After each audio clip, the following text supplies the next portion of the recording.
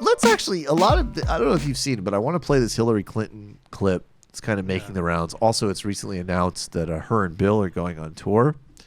Just like, thanks, guys. Could you? I'm at the point with the Clintons where it's like, could you just wait till after people vote? I mean, Like, now that Lindsey Buckingham is back out of Fleetwood Mac, this is the time for them to get those boomer dollars. But just wait a fucking month. Like, just I get it. Like, you guys need to like wring an unending amount of money out of, this new weird group of people that follows you. Like, you're probably bored sitting around Chappaqua, but like, could you just wait till after the fucking midterms? That's literally, at this point, my expectations are so reduced. That's all I'm asking. But this is Hillary Clinton talking about civility, and I have thoughts on this, obviously, but I want you to tee off on this, Alex. You cannot be civil with a political party that wants to destroy what you stand for, what you care about. That's why I believe if we are fortunate enough to win back the House and/or the Senate, that's when civility can start again. But until then, the only thing that the Republicans seem to recognize and respect is strength. And you heard how the Republican members, led by Mitch McConnell, the president, really demeaned the confirmation process, insulted and attacked not only Dr. Ford, but women who were speaking out. Look, I remember Republican operatives shutting down the voting in Florida in 2000. I remember the swift voting of John Kerry. I remember the things that even the Republican Party did to John McCain in 2000. I remember what they... I remember all of these things that totally worked. Yeah, they did. Keep going. It worked really well. Right. To me, for 25 years, the falsehoods, the lies, which unfortunately people believe because the Republicans have put a lot of time, money, and effort in promoting them. So when you're dealing with an ideological party that is driven by the lust for power, that is funded by corporate interests who want a government that does its bidding, it's hard. You can be civil, but you can't overcome what they intend to do unless you win elections. Okay. Alex, yeah. I mean, she's got a diagnosis of the problem that resembles reality, like her. Right. And I think say what you will about the Clintons, they were, regardless of how their politics work, because their politics were about triangulation and all that, they were realistic about what the Republicans were after and how they worked, because they considered themselves to be the victims of unprecedented attacks and dirty tricks by Republicans. So I think Hillary Clinton, unfortunately, her political instincts tell her not to be honest with voters about that, and her political instincts tell her look, let's be civil after we win the election. But I don't know. I think that what she's sort of saying is I don't know what let's be civil after we win the election means. Well, that's what really. Well, I don't know what that means. That's what really concerns me about that clip, because, and not just because, I get it. We have different. I mean, look. Let's be honest about some of this stuff. There's different brand positioning. So we're fucking young guys with the fucking. We're dirtbag left writer podcasters. So we're supposed to be like, nah, fuck civility, blah blah blah. I'm not talking about, I don't even, again, I don't know it's so amorphous a term, but I understand basically that people in elected office are going to use different language and position things in a different way than I might, right? They're not going to make jokes about Brett Kavanaugh drinking himself out of his lifetime appointment to destroy people's lives in the Supreme Court. But conversely, it seems to me that Democrats, partially for ideological and also partially because of their own, the contradictions of who funds campaigns and their own rightward tendencies in their party, that, they're going to need to start figuring out a way of governing that actually entrenches and reinforces their power. Right. Because that's what Republicans do. And so I'm concerned. So anyways, I mean, maybe you could, if Democrats actually wanted to win, what does that mean not only for the midterms, but actually going forward? If they actually reclaim power, what would that actually mean if they're hey, maybe we actually want to hang on to this? instead of losing it every couple of years and throwing the country into an absolute crisis. I mean, God, what does it mean? It's very tempting to just say like implement my entire ideological agenda.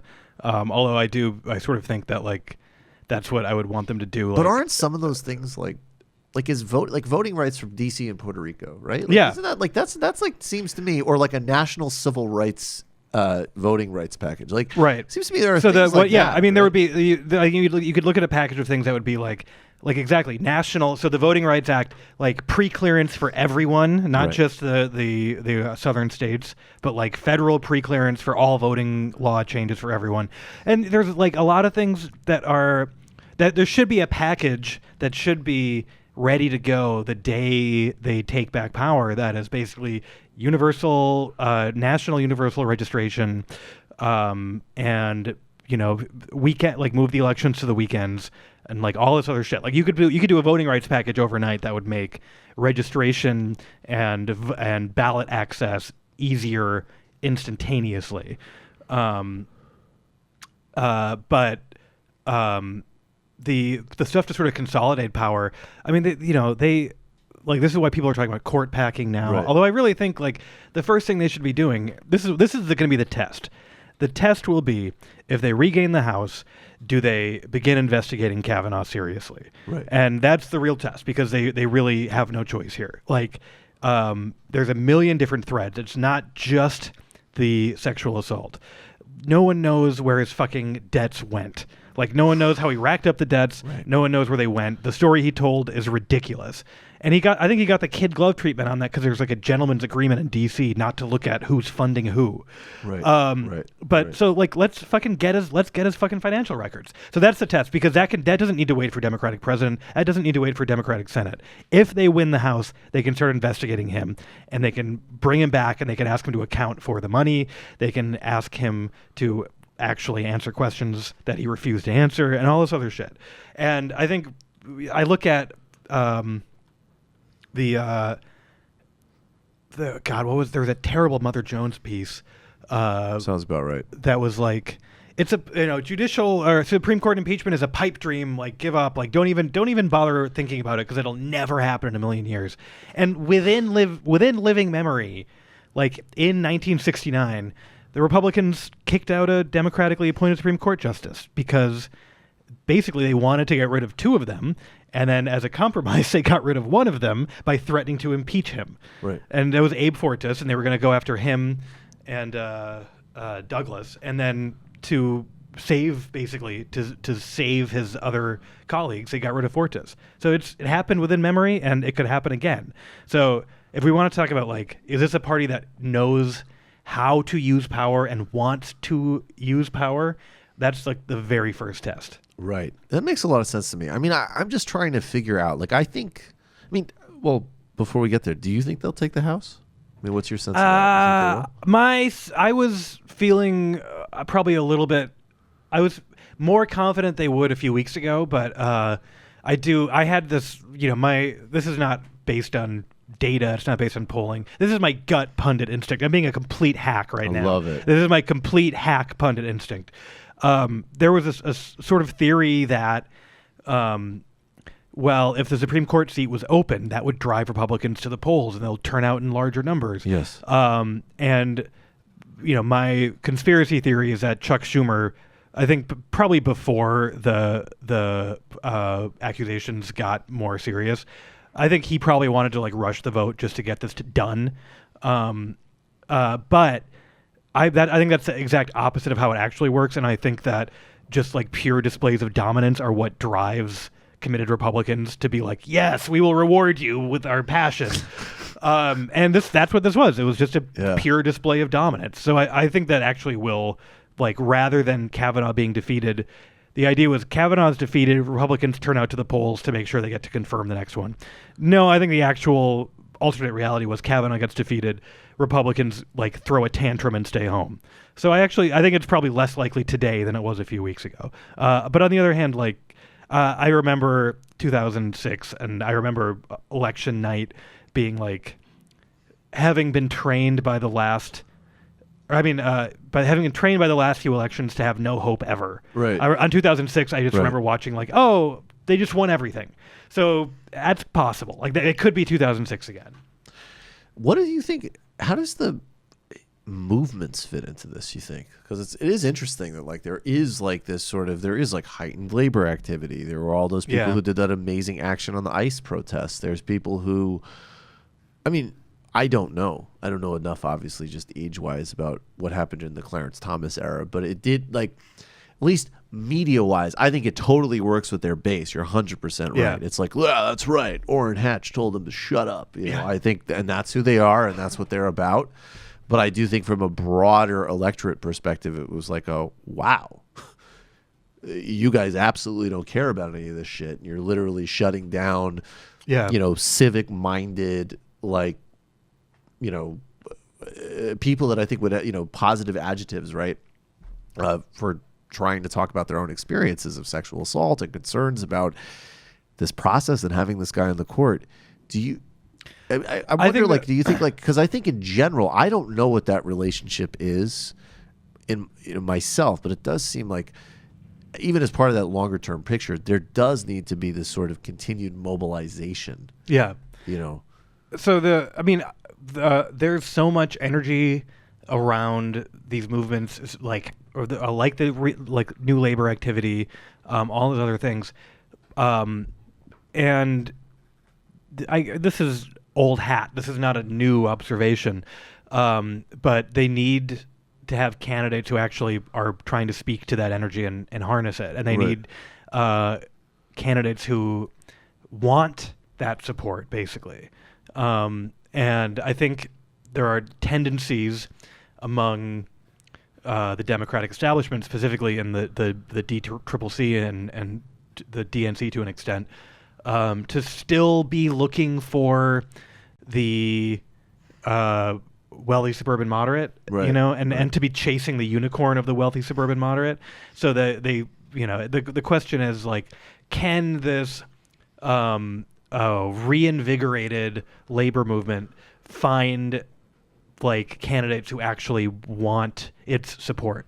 And I don't have enough of a granular view of every House race in the country to know about candidate quality in all these places. And I think there's actually a lot of really good ones out there. Yeah. I feel like I hear about some surprisingly good ones pretty regularly. So when we talk about whether the Democrats want to hold power again, like their 2006, which I just brought up, swept in a wave of these Rahm Emanuel recruited candidates who like didn't actually want to do anything with power. Right. They didn't want to. Right. I don't think it's as bad this time around, but many of the same people were trying to find many of the same kinds of candidates. So I don't know. Do you think that that's ideological, or is it? Is it just as crude as, like, if you're a consultant in D.C.? Ryan Grimm, I think, had the kind of perspective too that it's also just risk aversion, which is like, hey, if you keep getting rewarded with consulting contracts, no matter how much you lose, you still get those contracts. Whereas if you try something new and you lose, you might actually get. That's the way you might actually get blamed for it. So that's interesting. But I've been wondering, like, because I think this is really stark in the UK, right? Yeah. Because sometimes it's like, some of these people are like, oh, I didn't know that we could actually do this. Yeah, this totally, is kind of cool that we can do this because I actually do have pretty decent politics. Yeah. And then there's this, there's a Tony Blair contingent where it's like, it isn't just money. Ideologically, these people are very right wing. So that's what I'm wondering.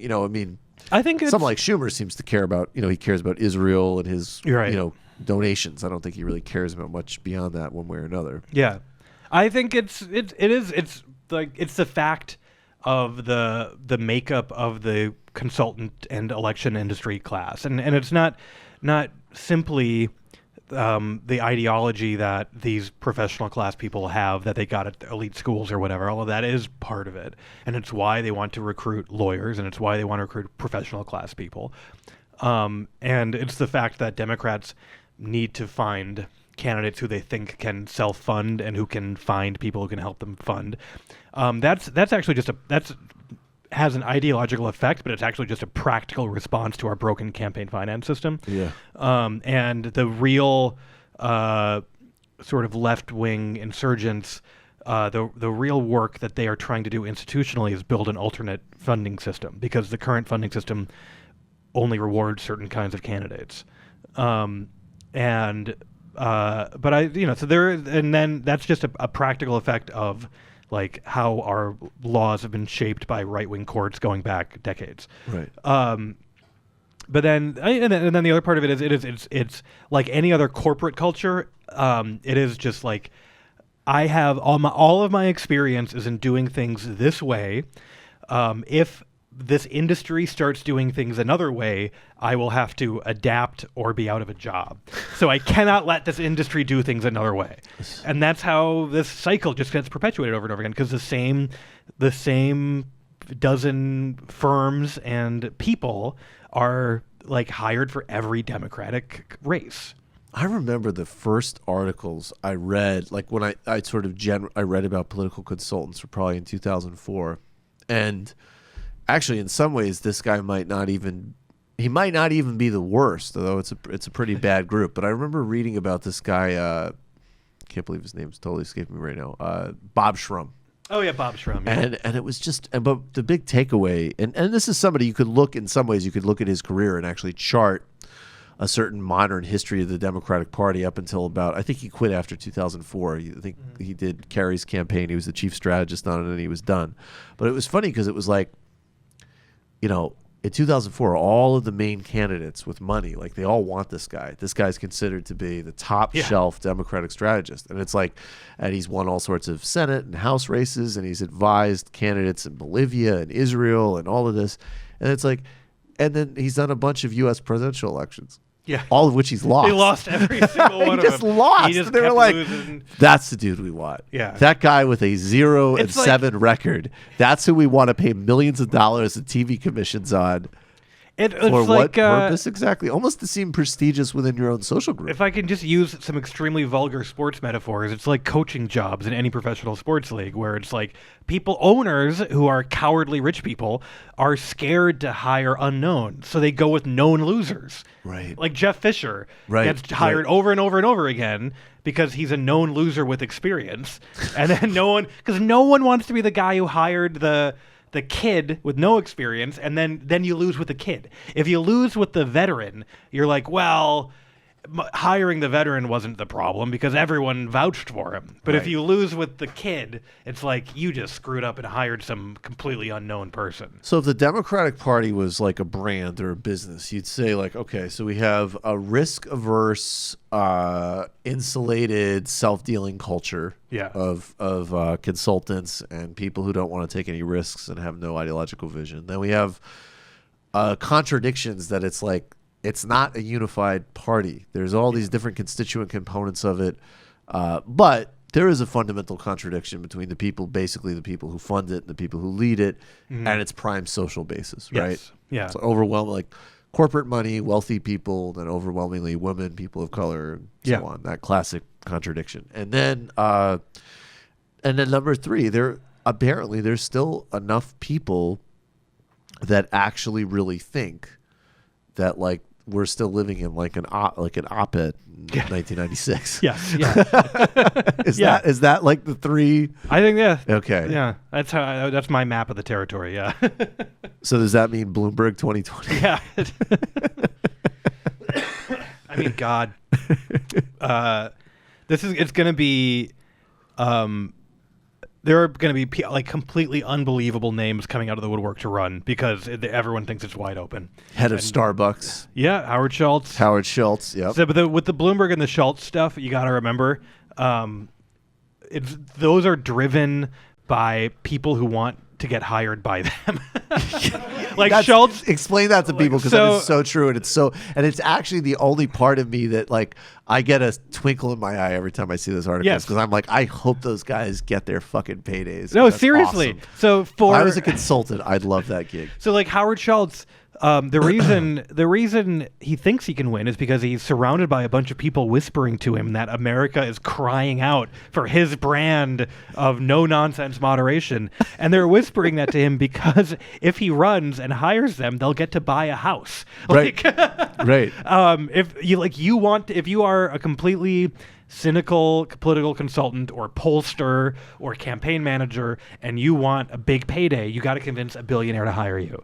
And Bloomberg, when he even just running for mayor of New York, made so many people rich that they spent years begging him to run for president. They just were begging him because if he ran for president, they would get to buy a nicer house. America really needs you. America, in a very, very highly specified sense, needs you.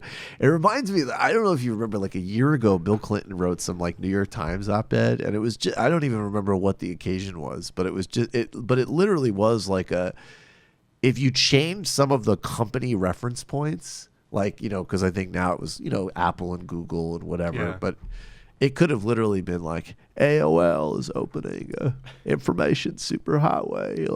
Like you just were like, wow, like these people's thought process has not. Yeah. At least like Tony Blair has kind of been like, oh, I'm adapting my thought process of like how I connect like Azerbaijani pipelines with Italian fascists. That's super 2018. Yeah. But like, there's a new information economy. It's changing fundamentally how we live. And then when you think of Bloomberg and Schultz and that consulting class, I mean, that's literally all it is. They're saying the same stuff, and it's like a privileged time capsule. Right. And it's especially funny because their message in the 1990s was always like, these old Democrats haven't changed their message since the 40s. Right. And then like, right.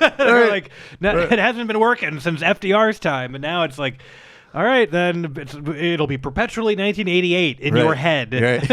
There's a company called Atari which are releasing new products fundamentally. I love that was actually the Atari Democrats was the nickname for Al Gore. That was literally what they called themselves. Yeah, the Atari Democrats, and they have not. They're like nothing has changed about that class of Democrat ever since. I'm really glad that iPhone government didn't stick. That was an early Obama era slogan. Oh God! With remember those nudge books? Those like you don't need regulation. Yeah, you just need to sort of weirdly try to behaviorally influence people through traffic lines. Yeah, so that's the future of progressive. The ultimate governance. high point of that form of like technocracy was Obama passed one of the like largest and broadest tax cuts in the history of tax cuts when he gave every working American got a payroll tax cut that they purposefully didn't tell them about because Cass Sunstein said the economics of it suggest that it will work better if they don't know why their paychecks are bigger. Oh, so in Obama's first term, Cass Sunstein sucks so he much. passed a massive payroll tax cut, helped every working American, didn't run on it for the midterms, just didn't mention it. And, remember, guys, if we talk about it, it will totally blow the effects. So if you That's one thing you got to give. I am sure Bill Clinton would have been like, Bill are you Clinton fucking would have kidding been me? shouting it from yeah, the Bill Clinton rooftops. like, every single American got a tax cut. Yes. Every single American. By the way, every single American. And incidentally, they don't want to tell you about everything. Obama's just like, oh, if we campaign on this, apparently there's an econometrics measure in Illinois State that says this might make people buy one less Whopper a week. You got it. My lips are sealed. And then the other Jesus Christ. the other thing about it was that it was temporary. And then when it expired a few years later, It looked like an increase. And then the right wing media was like, "Oh, why is Obama raising your payroll taxes?" Right. And Obama was like, how can you guys be so intellectually dishonest? Yes, exactly. This is totally not what like, being at Harvard debate club was like. Did you not see the Pinocchios they got for this one? Like, yeah. Pretty sure that when the Pinocchio meter comes out, Yeah, your exactly. average Midwest industrial state voter will get that it's bullshit.